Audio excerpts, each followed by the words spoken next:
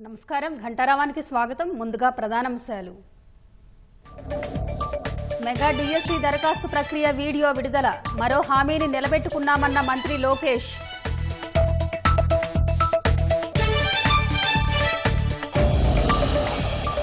విదేశాల్లోనూ CM Chandrababu జన్మదిన వేడుకలు. ఆలయాల్లో పూజలు, కేకులు కట్ చేసి నేతల సంబరాలు.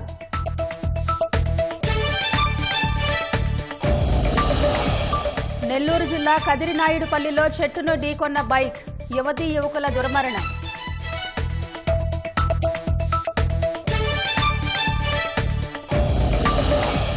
జమ్మూలో భారీ వర్షానికి విరిగిపడ్డ కొండచర్యలు. పలుచోట్ల రాకపోకలు నిలిపివేత, వాహనదారుల అవస్థలు.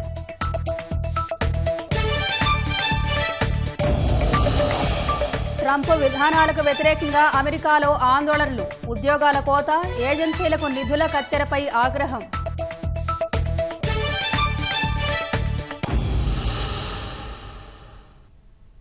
రాష్ట్రంలో మెగా డిఎస్సి నోటిఫికేషన్ విడుదలైంది. ముఖ్యమంత్రి చంద్రబాబు జన్మదిన కానుకగా ఆయన కుమారుడు విద్యాశాఖ మంత్రి Nara Lokesh mega DSC notification విడుదల చేశారు. తద్వారా మరో ఎన్నికల హామీని నిలబెట్టుకున్నామని లోకేష్ సామాజిక మాధ్యమాల ద్వారా స్పష్టం చేశారు. 16,347 పోస్టులకు నోటిఫికేషన్ విడుదలైందని పేర్కొన్నారు. అభ్యర్థులందరికీ శుభాకాంక్షలు తెలిపారు.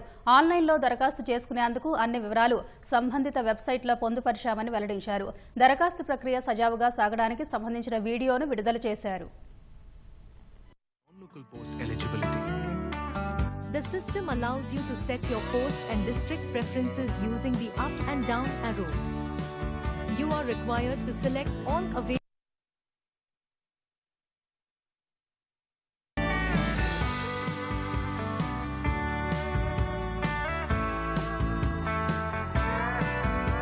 Enter the one-time pass received on your mobile.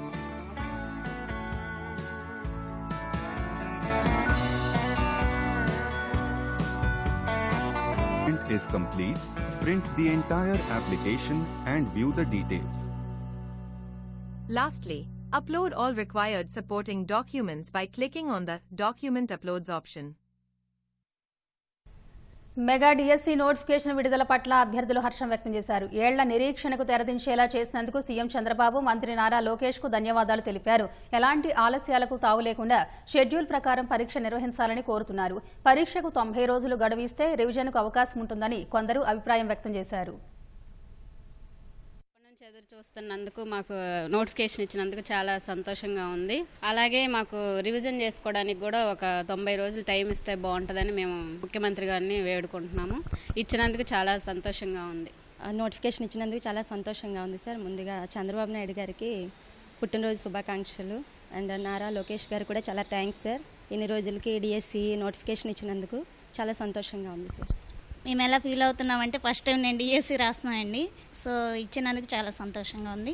అదేవిధంగా 90 రోజులు టైం ఇచ్చినట్లయితే కొంచెం కొత్త బ్యాచ్ కూడా బాగా ప్రిపేర్ అయ్యి రాస్తారని హర్షం వ్యక్తం చేస్తాను. టైం అనేది తక్కువగా అంటే 45 డేస్ ఇచ్చారు షెడ్యూల్ ప్రకారం. కొంచెం 90 డేస్ పెంచితే బాగుంటుంది అనిపిస్తుంది. పోస్టులు అంటే షెడ్యూల్ అనేది పక్కాగా మాకు ప్రొసీడ్ అవుతే బాగుంటుంది. అంటే మళ్ళీ బ్రేకులు లేకుండా కొంచెం జాగ్రత్తగా మెయింటైన్ చేయాల్సిందిగా కోరుకుంటాను. బై ఛాన్స్ టెట్ ఇలాంటి కొన్ని న్యాయపరమైన సమస్యలు ఉన్నాయి. ఆ సమస్య అంటే ప్రతి 6 నెలలకు ఒకసారి టెట్ కండక్ట్ చేయాలని ఆర్టీ 2009 ప్రకారం యాక్ట్ ప్రకారం ఉంది. కానీ అలాంటి ఏమైనా న్యాయపరమైన సమస్యలు వస్తే పరిష్కరించి ముందుకెళ్లేలాగా మాకు న్యాయం జరిగేలాగా చూడాలని మేము కోరుకుంటున్నాం. 2018 తర్వాత ఇప్పుడు మళ్ళీ రావడం చాలా సంతోషంగా ఉంది. డిఎస్సికి అనౌన్స్ చేసినందుకు చాలా సంతోషిస్తున్నాను. గత 5 years నుంచి నోటిఫికేషన్ అయితే లేదు సార్. చాలామంది నాతో పాటు చాలామంది నిరుద్యోగులు కూడా ఈ నోటిఫికేషన్ కోసము ఎంతోమంది ఎదురు చూస్తూ ఉన్నారు. ఈ ఇయర్ నోటిఫికేషన్ రావడం చాలా సంతోషకరంగా ఉంది. నేను 1 year నుంచి ఈ నోటిఫికేషన్ కోసం ఎదురు చూస్తూనే ఉన్నాను. గత ప్రభుత్వం ప్రకటించినప్పటి నుంచి చాలా నిరుద్యోగులు అందరూ కోచింగ్ల మీద ఉండేసి ఎంతో హార్డ్గా ప్రిపేర్ చేస్తున్నారు. లేట్ జరగకుండా ఈ నోటిఫికేషన్ తర్వాత ఎగ్జామ్ అనేది కండక్ట్ చేసి ప్రతి నిరుద్యోగికి న్యాయం చేయాలని కోరుతున్నాను సార్. చాలా సంవత్సరాల నుంచి నోటిఫికేషన్ కోసం లక్షలాది మంది రాష్ట్ర వ్యాప్తంగా వెయిట్ చేస్తున్నారండి. లేట్ అయినా సరే ఈరోజు నోటిఫికేషన్ వస్తున్నందుకు అందరూ కూడా హర్షం వ్యక్తం చేస్తున్నారు. కానీ టెట్కి ఇచ్చినట్టుగా టెట్కి 90 డేస్ సమయం ఇచ్చారండి. అలాగే డిఎస్సి కూడా సమయం ఇచ్చి మమ్మల్ని ఆదుకుంటారని అనుకుంటున్నాను. లోకరక్షకుడైన యేసుక్రీస్తు పునరుద్ధానం పొందిన పవిత్ర ఈస్టర్ దినోత్సవం వేళ క్రైస్తవులకు సీఎం చంద్రబాబు, మంత్రి లోకేష్ శుభాకాంక్షలు తెలిపారు. ఈస్టర్ దినోత్సవం క్రైస్తవుల మత విశ్వాసంలో ఒక పవిత్ర పుణ్యదినంగా మారిందని సీఎం చంద్రబాబు అన్నారు. నూతన ఆశయాలతో జీవితాన్ని కొనసాగించాలనే నిగూఢ సందేశాన్ని ఈస్టర్ దినోత్సవం అందిస్తుందని గుర్తు చేశారు. సత్యం పట్ల విశ్వాసానికి ఉన్న శక్తిని తెలిపిన మహిమాన్వితమైన రోజున అందరి హృదయాల్లో శాంతి, ఆనందాలు నిండాలని మంత్రి నారా లోకేష్ ఆకాంక్షించారు. ప్రాణత్యాగం చేసిన క్రీస్తు మూడో రోజే సజీవుడై తిరిగొచ్చిన పవిత్ర దినం ఈస్టర్. ప్రతి ఒక్కరి జీవితాల్లో ఆనందం తీసుకురావాలని ప్రార్థిస్తున్నట్టు తెలిపారు. క్రైస్తవులకు ఈస్టర్ ఆదివారం శుభాకాంక్షలు లోకేష్ తెలిపారు. తిరుమల 2వ ఘాట్ రోడ్లో పెను ప్రమాదం తప్పింది. తిరుపతి నుంచి తిరుమలకు ప్రయాణిస్తున్న భక్తుల వాహనంలో ఒక్కసారిగా మంటలు చెలరేగాయి. భాష్యకారుల సన్నిధి మలుపు వద్ద ఈ ప్రమాదం జరిగింది. వెంటనే అప్రమత్తమై డ్రైవర్ కారును రోడ్డు పక్కన ఆపారు. డ్రైవర్, భక్తులు కారులో నుంచి బయటకు పరుగులు తీశారు. సమాచారం అందుకున్న ఘాట్ సిబ్బంది అగ్నిమాపక శాఖకు సమాచారం అందజేశారు. దీంతో అక్కడికి చేరుకున్న అగ్నిమాపక సిబ్బంది వెంటనే మంటలను అదుపు చేశారు. కారు పూర్తిగా దగ్ధమైంది. భక్తులు తూర్పుగోదావరి జిల్లా రావులపాలెంకు చెందినవారిగా గుర్తించారు. నెల్లూరు జిల్లా మర్రిపాడు మండలం కదిరినాయుడుపల్లి వద్ద రోడ్డు ప్రమాదం జరిగింది. కడప జిల్లా అట్లూరు మండలం ముత్తుకూరుకు చెందిన నరసింహులు, బద్వేలు మున్సిపాలిటీ గోపారంపేటకు చెందిన ఝాన్సీ బైక్పై నెల్లూరు జిల్లాలోని పెంచలకోనకు వెళ్లారు. అక్కడి నుంచి తిరిగి వారి స్వగృహాలకు వెళుతుండగా బైక్ అదుపు తప్పి చెట్టును ఢీకొట్టింది. ప్రమాదంలో యువతి అక్కడికక్కడే మృతి చెందగా యువకుడు ఆసుపత్రిలో చికిత్స పొందుతూ మరణించాడు. ఇచ్చిన మాట ప్రకారం ఉప ముఖ్యమంత్రి పవన్ కళ్యాణ్ స్వయంగా చెప్పులు పంపేసరికి ఆ గిరిజన గూడెంలో ఆనందం వెల్లివిరిసింది. అల్లూరు సీతారామరాజు జిల్లా డుమ్రిగూడ మండలం పెదపాడులో గత వారం ఉప ముఖ్యమంత్రి పవన్ కళ్యాణ్ పర్యటించారు. గిరిజనులతో కలిసి గ్రామంలో నడుస్తూ ఉండగా వారి కాళ్లకు చెప్పులు లేకపోవడాన్ని గమనించిన ఆయన అడగ్గా లేవని వారు సమాధానమిచ్చారు. అది మనసులో పెట్టుకున్న పవన్ 350 మందికి కాళ్ల జోళ్లు పంపించారు. తమ కష్టాన్ని గుర్తించి స్వయంగా ఉప ముఖ్యమంత్రి చెప్పులు పంపించడం పట్ల గిరిజనుల్లో హర్షాతిరేకాలు వ్యక్తమవుతున్నాయి. వాటిని ధరించి ఆనందంతో మురిసిపోయారు. ఆ చెప్పులు వేసుకుని సంతోషంతో సంప్రదాయ నృత్యాలు చేస్తూ ఆడిపాడారు. ఇప్పటిదాకా ఒక్క ఎమ్మెల్యే కూడా తమ వైపు తొంగి చూడలేదని, అలాంటిది ఉప ముఖ్యమంత్రి రావడమే కాకుండా తమ బాగోగులు పట్టించుకుంటున్నారని ఆనందం వ్యక్తం చేస్తున్నారు. గ్రామంలో పాఠశాల, రహదారులు, సామాజిక భవనం నిర్మిస్తామని ఇచ్చిన హామీని కూడా పవన్ కళ్యాణ్ నెరవేరుస్తారని గిరిజనులు విశ్వాసం వ్యక్తం చేశారు.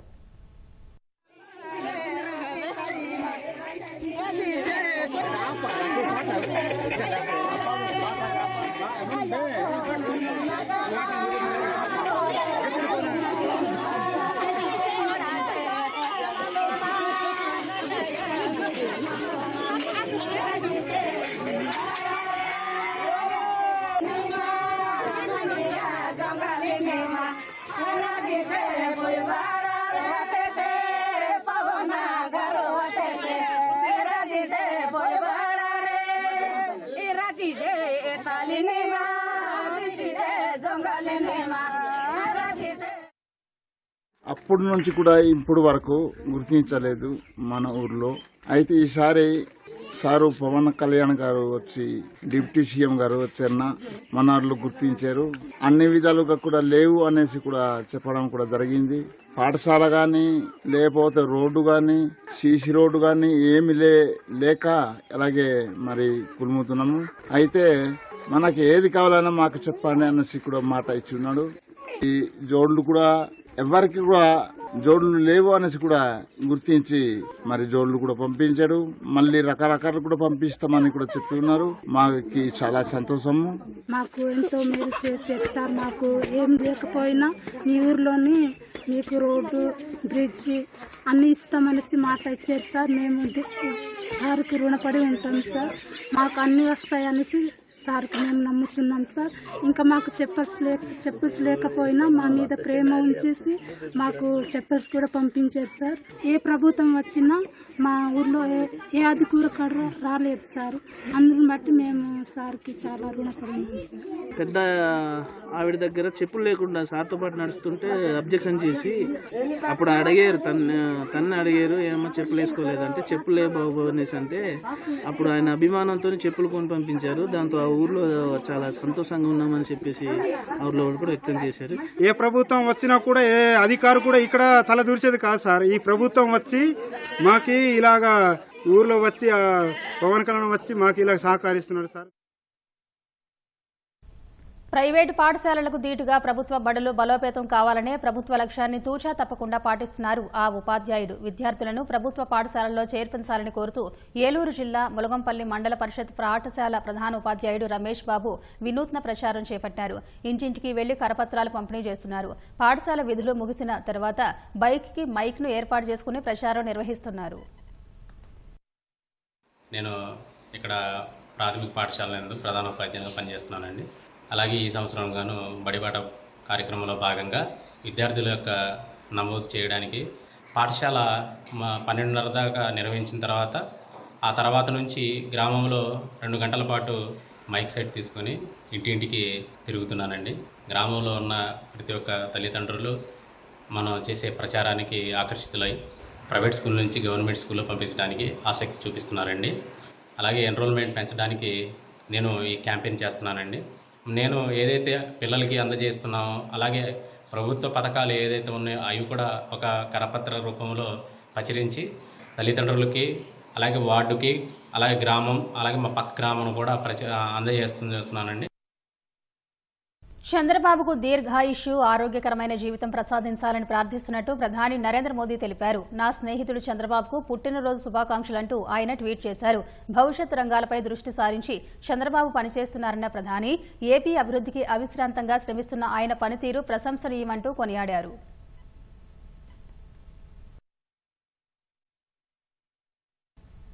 సీఎం చంద్రబాబుకు డిప్యూటీ సీఎం పవన్ కళ్యాణ్ జన్మదిన శుభాకాంక్షలు తెలిపారు. ఆర్థికంగా కుంగిపోయి అభివృద్ధి అగమ్యగోచరంగా తయారై శాంతి భద్రతలు క్షీణించిపోయిన రాష్ట్ర ప్రగతిని పునరుజ్జీవింపజేయడం చంద్రబాబు లాంటి దార్శనికునికి మాత్రమే సాధ్యమని కొనియాడారు. 4వ ముఖ్యమంత్రిగా బాధ్యతలు నిర్వర్తిస్తున్న చంద్రబాబు విజన్, నిరంతరం పనిలో చూపే ఉత్సాహం అద్భుతమన్నారు. భవిష్యత్తును ముందుగానే అంచనా వేసి అందుకు అనుగుణంగా వ్యవస్థలను నడిపించే విధానం స్ఫూర్తిదాయకమన్నారు. వజ్రోత్సవ జన్మదిన శుభ సమయాన చంద్రబాబుకి సంపూర్ణ ఆయుష్, ఆనందం ప్రసాదించాలని భగవంతుణ్ణి ప్రార్థిస్తున్నానన్నారు. ముఖ్యమంత్రి చంద్రబాబుకు మంత్రి నారా లోకేష్ జన్మదిన శుభాకాంక్షలు తెలిపారు. తండ్రి స్ఫూర్తి ప్రదాతకు శుభాకాంక్షలంటూ లోకేష్ ఎక్స్లో పోస్ట్ చేశారు. చంద్రబాబుకు సంబంధించిన ఓ వీడియోను విడుదల చేశారు.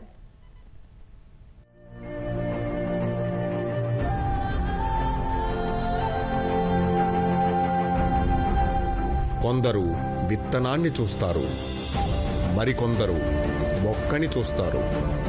కొందరు మాత్రమే భవిష్యత్తులో విస్తరించబోయే మహావృక్షాన్ని చూస్తారు. ఆయన ఆలోచనలు ప్రస్తుతంలో అప్రస్తుతంలా అనిపించవచ్చు. ఈ రోజు ఉంది, రేపు ఉంది, భవిష్యత్తు ఉంది. ఈ 3 కూడా సరిసమానంగా చేసుకున్న వారు ఎంతో ఎత్తుకు ఎదగలుగుతున్నారు. ఆయన ముందు చూపు కొందరికి బంధనంలా అనిపించవచ్చు. 95 నేను మాట్లాడింది ఐటీ మాట్లాడాను. ఈ రోజు నేను మాట్లాడేది ఏఐ మాట్లాడుతున్నా, ఆర్టిఫిషియల్ ఇంటెలిజెన్స్ మాట్లాడుతున్నా. కానీ భావితరాల భవిష్యత్తుకు, భద్రతకు అది దారి చూపే దిక్సూచిలా మారుతుంది. ఆయన విక్టరీ రాళ్లగుట్టలను నగరంగా మార్చింది. ఆయన విక్టరీ అందని ఇంజనీరింగ్ను అందుబాటులోకి తెచ్చింది. ఆయన విక్టరీ భరోసా లేని పేదలకు బీమానిచ్చింది. విద్యార్థినులకు సైకిళ్లు అందించి, మహిళలకు స్వయం ఉపాధి కలిగించి, రైతులకు డ్రిప్ ఇరిగేషన్ అందించి, భావితరాలకు భవిష్యత్తునిచ్చి, అట్టడుగు వర్గాలకు చేయూతనిచ్చి, వేల కిలోమీటర్ల రోడ్లతో, వేల మెగావాట్ల విద్యుత్ ఉత్పత్తితో, ఉరకలెత్తిన సాగునీటి ప్రాజెక్టులతో, సులభతరం చేసిన పాలనా విధానాలతో ఆయన నాయకత్వం వహించిన ప్రతిసారి రాష్ట్రం అభివృద్ధికి ఎగబాకింది. ఆయన్ని ప్రేమించొచ్చు, ఆయన్ని ద్వేషించొచ్చు, కానీ ఆయన తీసుకొచ్చిన మార్పుల్ని, ఆయన ఊహించిన విజన్ని ప్రతిక్షణం మనము, మన పిల్లలు, మన భావితరాలు నింపాదిగా అనుభవిస్తామన్న సంగతి మాత్రం మర్చిపోవద్దు. రాజకీయాల్లోకి రావాలనుకునే వారికి మార్గదర్శి, దార్శనికుడు చంద్రబాబు అని తెలుగుదేశం నేతలు కొనియాడారు. చంద్రబాబు అడుగుజాడల్లో నడుస్తూ ఆయన ఆశయాల సాధనకు మద్దతుగా నిలుస్తామన్నారు. చంద్రబాబు 75వ జన్మదిన వేడుకలను మంగళగిరిలోని టీడీపీ ప్రధాన కార్యాలయం ఎన్టీఆర్ భవన్లో ఘనంగా నిర్వహించారు. 75 కిలోల కేక్ కట్ చేశారు. చంద్రబాబు సారథ్యంలో నవ్యాంధ్ర దేశంలోనే అగ్రగామిగా నిలవాలని నేతలు ఆకాంక్షించారు. చంద్రబాబు నాయుడు గారు ఎప్పుడు కూడా ఒక ఆదర్శమూర్తి. ఇప్పుడున్నటువంటి తరాలకు కానీ భవిష్యత్ తరాలకు కానీ ఎవరైతే రాజకీయ జీవితం తీసుకుంటామో ఆ అడుగుదారుల్లో అటు వెళ్దాం అనుకుంటే మాత్రం చంద్రబాబు నాయుడు గారిని ఆదర్శంగా తీసుకోవాల్సిన అవసరం ఉందని చెప్పి ఈ సందర్భంగా తెలియజేస్తున్నాం. మేము ఖచ్చితంగా వారి అడుగుజాడల్లో నడుస్తూ వారి ఆశయ సాధనకి మేము నిరంతరం వాళ్ళకి అండగా ఉంటామని చెప్పి ఈ సందర్భంగా తెలియజేస్తున్నాం. కీర్తిశేషులు నందమూరి తారక రామారావు గారు స్థాపించినటువంటి ఈ పార్టీని కంటికి రెప్పలా కాపాడుకుంటూ కార్యకర్తలకు అందరికీ మనోధైర్యం ఇస్తూ, ఎందుకంటే గత 5 సంవత్సరాలుగా చాలా దుర్మార్గంగా వ్యవహరించినటువంటి ప్రభుత్వం ప్రజా సమస్యల మీద పోరాటం చేస్తూ, ఇంకొక వైపు పేదరిక నిర్మూలన కోసం కృషి చేస్తూ ఒక విజనరీ నాయకుడు, ఇప్పుడున్న తరాలకి భవిష్యత్ తరాలకి ఒక ఆదర్శమైనటువంటి మూర్తి కనుక వారి యొక్క అడుగుజాడలో నడవాల్సినటువంటి అవసరం ఉంది. వారు నిండు నూరేళ్లు ఆయురారోగ్యాలతో ఉండాలని చెప్పి కాంక్షిస్తూ తెలుగుదేశం పార్టీ కుటుంబ సభ్యులందరూ కూడా వారి అడుగుజాడలో నడవాలని చెప్పి కోరుకుంటూ సెలవు తీసుకుంటున్నాను. మళ్ళీ 4వసారి ముఖ్యమంత్రిగా బాధ్యతలు తీసుకున్న తర్వాత ఒక కొత్త కార్యక్రమానికి శ్రీకారం చుట్టారు. అదే P4 కార్యక్రమం. ఇది ప్రపంచానికే ఒక ఆదర్శవంతంగా తయారైనటువంటి కార్యక్రమం. ఆయన జీవిత ఆశయం పేదరికం లేనటువంటి సమాజాన్ని చూడాలి, ప్రతి ఒక్కరికి న్యాయం జరగాలి, తెలుగు జాతి ఎప్పుడూ గర్వపడేలా ముందుకెళ్లాలని ఒక తపనతో పనిచేస్తున్నటువంటి నాయకుడు మన నాయకుడు చంద్రబాబు నాయుడు గారు. ఆయనకి భగవంతుడు ఆరోగ్యాలిచ్చి ఆయన ఆశయ సాధనకి సహకరించాలని భగవంతుని కోరుతూ ప్రతి ఒక్కరూ ఆయన వెంబడి నడిచి ఆయన యొక్క కార్యక్రమాలను మద్దతు తెలుపుతూ ముందుకు నడవాలని ప్రతి ఒక్కరిని కోరుతూ మరొకసారి ఆయనకి హృదయపూర్వకమైనటువంటి జన్మదిన శుభాకాంక్షలు తెలియజేస్తూ సెలవు తీసుకుంటున్నాం. కాకినాడ జిల్లా జగ్గంపేటలో సీఎం చంద్రబాబు 75వ జన్మదిన వేడుకలు ఘనంగా నిర్వహించారు. ఎమ్మెల్యే జ్యోతుల నెహ్రూ ఆధ్వర్యంలో తెలుగుదేశం నేతలు 75 కిలోల కేక్ కోసి సంబరాలు చేసుకున్నారు. సరిగ్గా అర్ధరాత్రి 12 గంటల సమయంలో బస్టాండ్ జంక్షన్ వద్ద సీఎం చంద్రబాబు పుట్టినరోజు వేడుకలు జరుపుకున్నారు. తెలుగుదేశం నేతలు, అభిమానులు పెద్ద సంఖ్యలో కార్యక్రమానికి తరలివచ్చారు. సర్వమత ప్రార్థనలు నిర్వహించారు. అనంతరం పెద్ద ఎత్తున బాణాసంచా పేల్చి సంబరాలు చేసుకున్నారు. ముందు ఉండాలి, ఖచ్చితంగా ఆ విజన్ మాత్రం వచ్చే 15 ఏళ్ళలో నెరవేరేటటువంటి పరిస్థితి ఉంటుంది. ఆయన 15 ఏళ్ళు ముఖ్యమంత్రిగా ఉంటాడు. నేను ఏదైతే మొన్నటిదాకా కోచింగ్ క్యాంప్ నిర్వహించామో టెట్కి రేపు నుంచి డిఎస్ఏ ఎత్తున్నాడు కాబట్టి రేపే మీటింగ్ పెట్టి మా వాళ్ళందరికీ బాధ్యతలు అప్పచెప్పి మాకు 500 మంది ఉన్నారు. ఈ 500 మందికి కూడా మళ్ళీ పరీక్షలు వచ్చే వరకు కూడా డిఎస్ఏ క్యాంపు నిర్వహించడం జరుగుతుంది. వాళ్ళందరికీ కోచింగ్ ఇవ్వడం జరుగుతుంది జ్యోతుల నెహ్రూ ఫౌండేషన్ యొక్క సొంత ఖర్చుల మీద.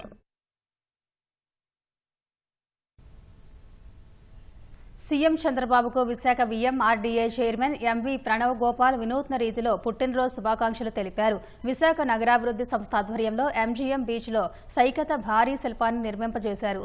పేరొందిన AU యువ సైకత శిల్పి నరసింహాచారి ఈ శిల్పాన్ని రూపొందించారు. రాష్ట్రాన్ని అద్భుత అభివృద్ధి దిశగా మార్చిన యోధుడిగా పెన్ను పట్టుకున్న చంద్రబాబు ముఖాకృతితో సైకత శిల్పం తయారు చేశారు.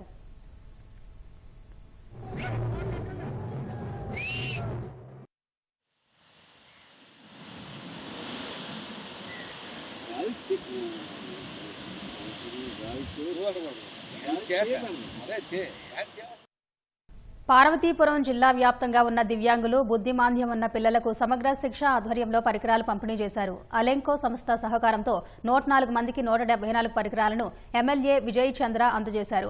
ట్రై సైకిళ్లు, చక్రాల కుర్చీలు, వినికిడి పరికరాలు, TLM కిట్లు, బ్రెయిలీ కిట్లు పంపిణీ చేశారు. కూటమి ప్రభుత్వం అధికారంలోకి వచ్చాక పార్వతీపురం, పాలకొండ డివిజన్ల వారీగా ప్రత్యేక అవసరాలు ఉన్న పిల్లలకు ఉపకరణాల పంపిణీకి వైద్య శిబిరం నిర్వహించింది. ఎవరికి ఎటువంటి పరికరం కావాలో గుర్తించి శనివారం పరికరాలను అందజేశారు. చిన్నారుల తల్లిదండ్రులు ఆనందం వ్యక్తం చేశారు.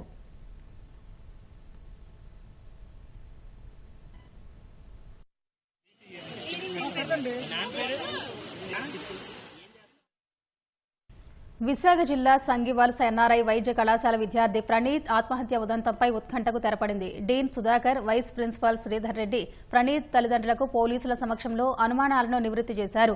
సంఘటనకు సంబంధించి సీసీ ఫుటేజ్ ని పోలీసుల సమక్షంలో మృతుని తల్లిదండ్రులు, బంధువులు చూసేందుకు కళాశాల యాజమాన్యం ఒప్పుకుంది. దీంతో ప్రణీత్ మృతదేహాన్ని పోస్టుమార్టంకు తరలించేందుకు అతని తల్లిదండ్రులు అంగీకరించారు. Bheemili in-charge CI Sridhar case నమోదు చేసి మృతదేహాన్ని పోస్టుమార్టం కోసం భీమిలి ప్రభుత్వాసుపత్రికి తరలించారు. చేశారు. సంగివలస ఎన్ఆర్ఐ వైద్య కళాశాలలో 4వ సంవత్సరం చదువుతున్న ప్రణీత్ శనివారం సప్లిమెంటరీ పరీక్ష రాసిన అనంతరం కళాశాల భవనంపై నుంచి దూకి ఆత్మహత్య చేసుకున్నారు.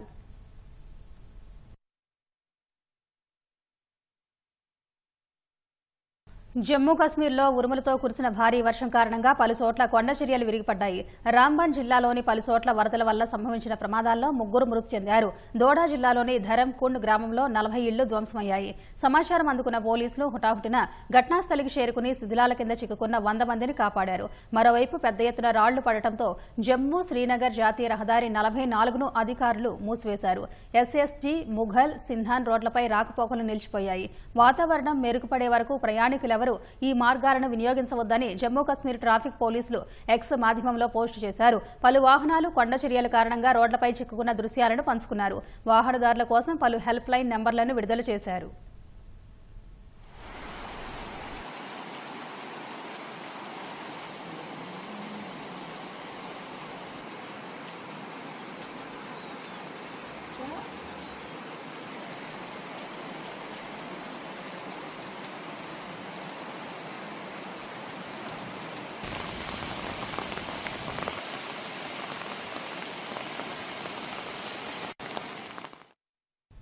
పశ్చిమ బెంగాల్లోని సిలిగుడిలో ఓ ఏనుగు అర్ధరాత్రి వేళ జనావాసాల్లోకి వచ్చింది. యూనివర్సిటీ ఆఫ్ నార్త్ బెంగాల్ క్యాంపస్లో కాసేపు చక్కర్లు కొట్టింది. సమీపంలోని ఓ గెస్ట్ హౌస్ వద్ద కొద్దిసేపు తిరిగింది.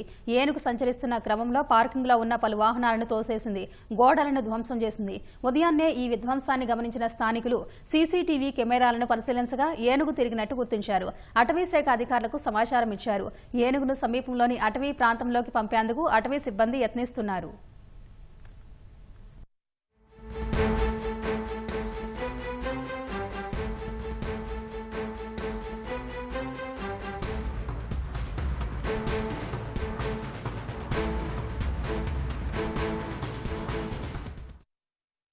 బెంగళూరు కెంపెగౌడ విమానాశ్రయంలో ఓ ఇండిగో విమానానికి త్రుటిలో ప్రమాదం తప్పింది. ఆగి ఉన్న ఇండిగో విమానాన్ని ట్రావెలర్ టెంపో ఢీకొంది. ప్రమాదం జరిగిన సమయంలో టెంపోలో ఒక డ్రైవర్ మాత్రమే ఉన్నాడు. అదృష్టవశాత్తు ఎవరికీ ఎలాంటి గాయాలు కాలేదు.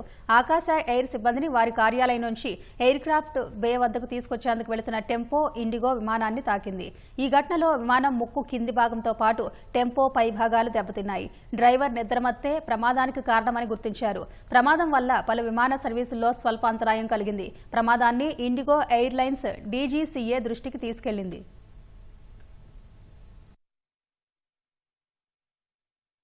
అమెరికాలో ఉద్యోగాల్లో కోత, పలు ఏజెన్సీలకు నిధుల కత్తెర వంటి ట్రంప్ ప్రభుత్వం విధానాలకు వ్యతిరేకంగా మరోసారి నిరసనలు జరిగాయి. శనివారం అమెరికా వ్యాప్తంగా పెద్ద ఎత్తున ఆందోళనకారులు నిరసన వ్యక్తం చేశారు.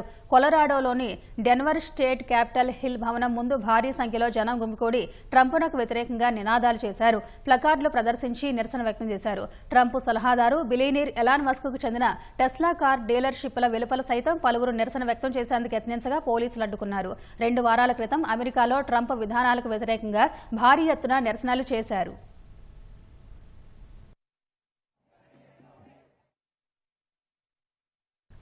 ఏడాదిన్నరగా కొనసాగుతున్న యుద్దం వల్ల గాజాలో మరణాల సంఖ్య 51,000 దాటింది. 116,000కు పైగా ప్రజలు గాయపడ్డారు.